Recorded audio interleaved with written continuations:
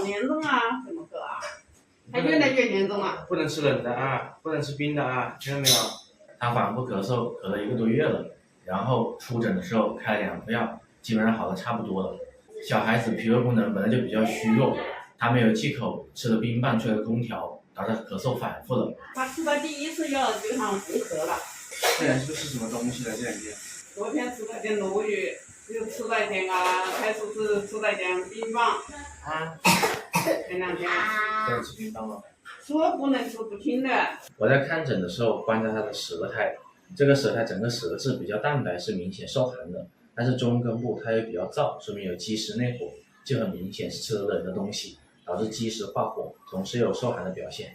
但是感觉他早上起来会咳得多一些，然后每次出了汗会咳得多一些。不要吃冰的啊，听一下。听到吧？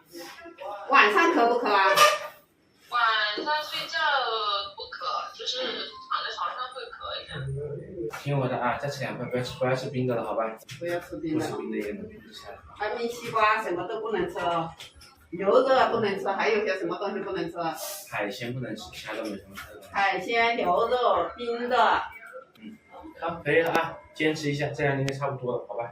这次我又给他开了2副中药，反复叮嘱他一定要忌口。其实3分靠治，7分靠养，尤其对于咳嗽恢复的小朋友，忌口是尤其重要的。